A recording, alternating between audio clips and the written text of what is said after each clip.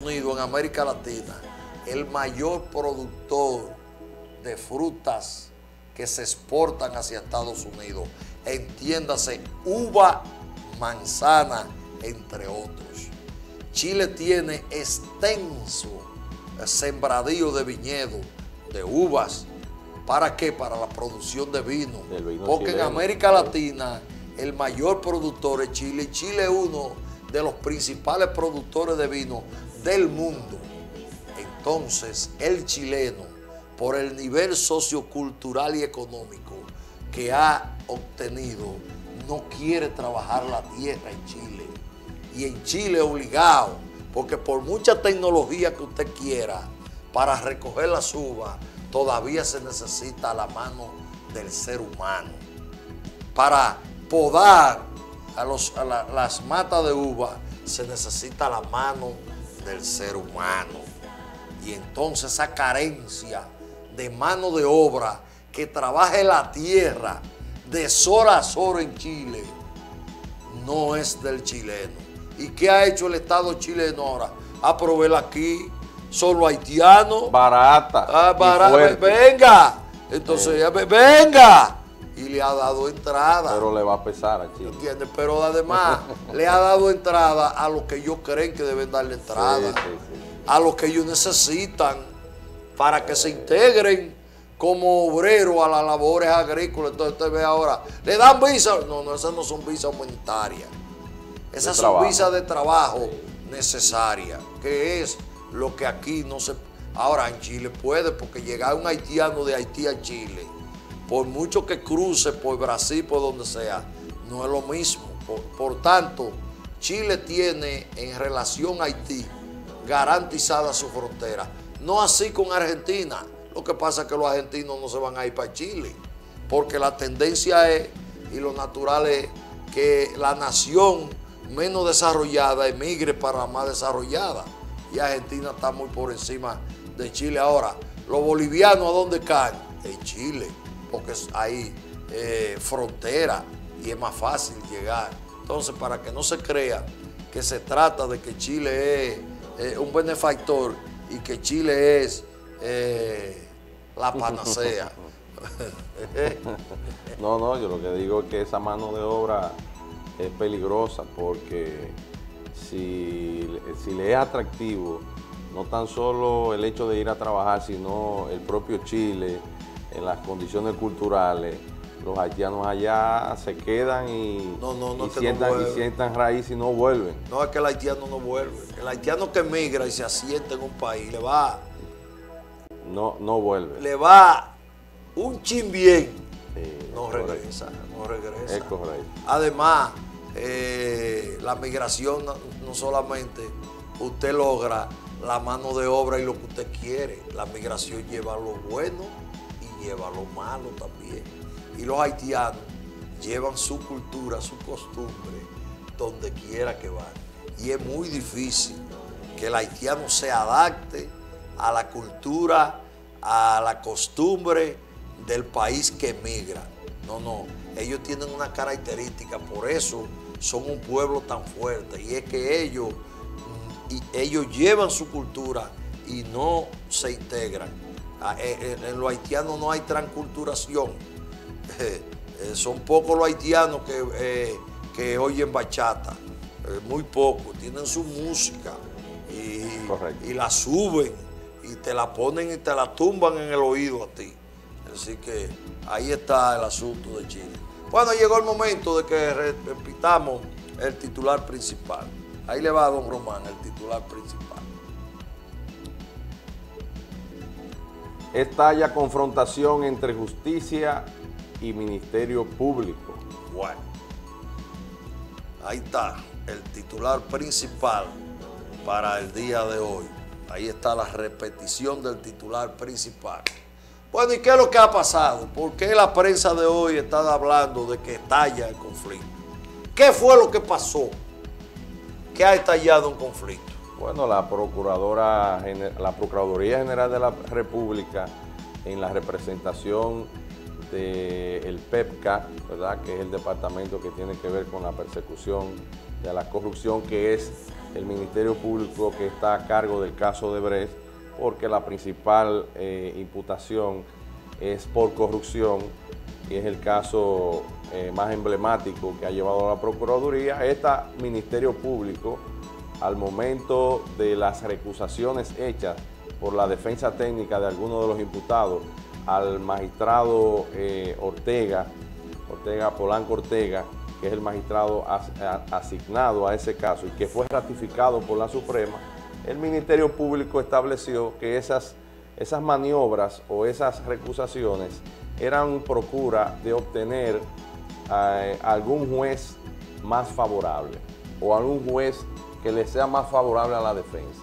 Y eso ha salpicado a los demás jueces que componen la Suprema Corte de Justicia, encontrando entonces una respuesta mediante una carta pública categórica realizada por la magistrada Miriam Germán, juez presidenta de la Segunda Cámara Penal de la Suprema Corte de Justicia, donde le pide al presidente de la Suprema Corte de Justicia que atienda o defienda ese tipo de insinuaciones o comentarios que afectan la imagen de los demás jueces de la Suprema.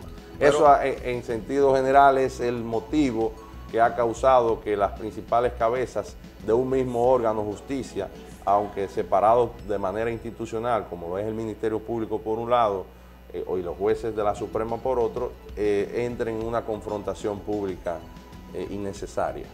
Bueno, yo creo que en esta confrontación se demuestra una vez más la intolerancia del presidente de la Suprema Corte de Justicia, Mariano Germán.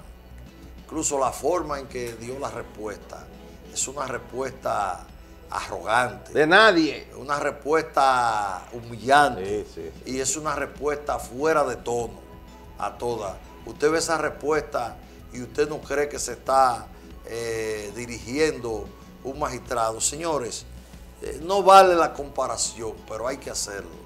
En la mayoría de los países, y sobre todo el modelo que nosotros queremos siempre copiar, que es los Estados Unidos, el presidente de la Suprema Corte de Justicia en Estados Unidos, poca gente lo conoce. Y cuando habla es que se está cayendo Estados Unidos.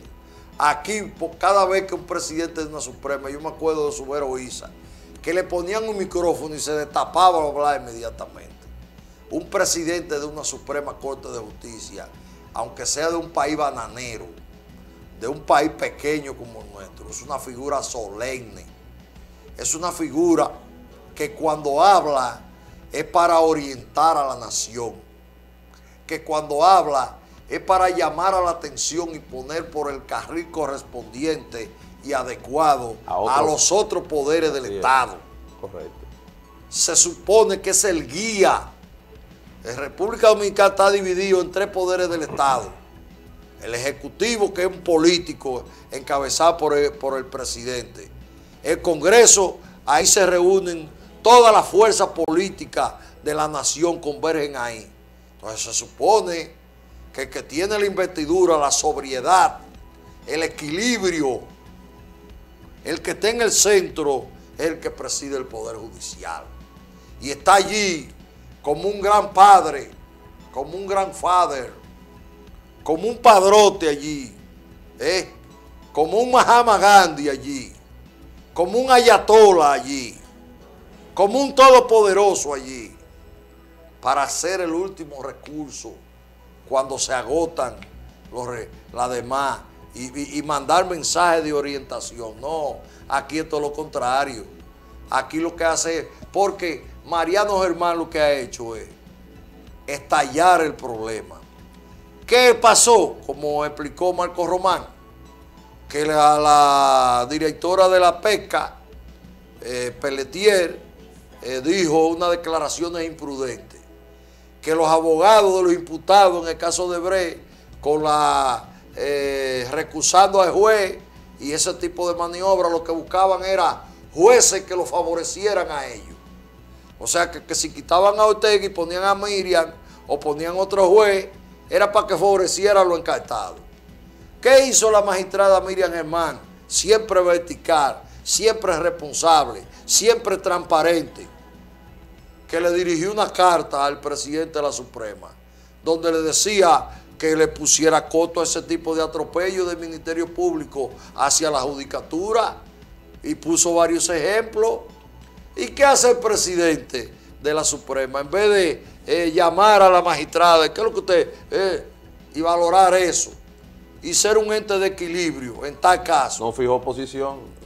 No fijó posición. No. Dijo que ambas situaciones, refiriéndose a la magistrada Miriam y a la magistrada del PEPCA, son opiniones atrevidas, las dos. O sea, descalificándola a las dos. Que no fijó posición. Que él nada más toma sus decisiones por las orientaciones que le traza Dios y por lo que le dicte su conciencia. Pero haciendo un recordatorio de quién es Mariano Germán, porque tú te referías a la parte de esa solemnidad, de esa sobriedad, de ese comportamiento que debe de tener el juez presidente de uno de los poderes del Estado. ¿Cómo vino Mariano Germán a ese cargo? De ahí nosotros debemos de analizar el comportamiento de este personaje en la dirección del Poder Judicial. Es que Mariano Germán no tuvo una carrera judicial que lo formara como juez, que le diera esa impronta, que le diera esa investidura, ese respeto a sí mismo y a la investidura que ostenta. Es que Mariano Germán fue puesto por una coyuntura política, por un presidente de turno, y puso a uno de sus mejores abogados a presidir un poder del Estado, porque eso era lo que era Mariano Germán antes. Era parte de los abogados del expresidente Leonel Fernández en ese momento. Entonces, pedirle ahora que en momentos donde la sociedad reclama de ese poder del Estado, una persona con esa impronta, con esa independencia o con esa solemnidad, es pedirle demasiado. Pero él debiera, aunque él no fuera formado como juez, es un abogado con una dilatada carrera. Sí, pero... y es reconocido como un abogado de fuste. Sí, pero... debiera tener por lo menos la inteligencia y la madurez para saber que debe actuar con comedimiento en esa posición que está.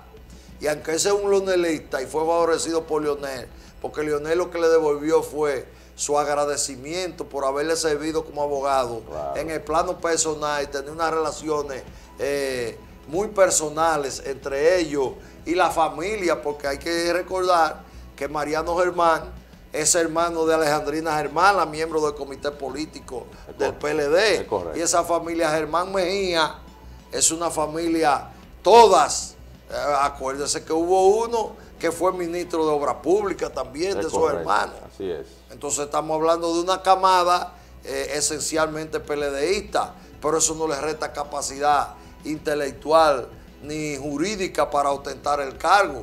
Yo no soy quien para decir eso, pero él debiera tener la suficiente capacidad y vuelo y experiencia para saber en la posición que está.